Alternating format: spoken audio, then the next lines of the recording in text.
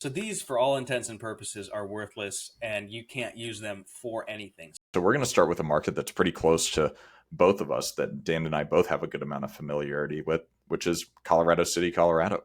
Yeah. So I distinctly remember this from when I first got started mailing and calling down here. And if you go just east of I-25 and you zoom in a little bit, you'll see all those platted lots. And I have driven through there. And you better get out your 4x4 because those roads were graded in the 60s. They've never been touched since, totally undeveloped, and you cannot legally camp on those lots. So these, for all intents and purposes, are worthless and you can't use them for anything. So this is an example of what we're talking about. I would discourage anyone from selling this sort of land.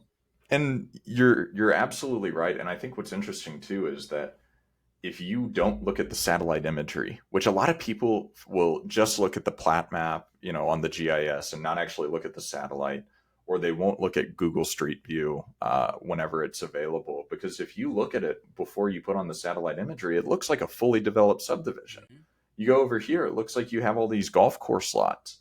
And there are some places where there are roads cut in, but there's no utilities at all. And I think what's interesting is whenever you're looking at the owners, there's a lot of different owners on these parcels where a lot of people will have bought it as a speculative investment, or potentially they were swindled in the 70s or 80s or 90s. There's places like in Crestone, Colorado, for instance, where we've done deals with people that lived in Guam and the Philippines whenever they bought it, and they were sold on this idea of buying this Rocky Mountain land. Where potentially the developer, had initial plans to do something, and that just never really panned out.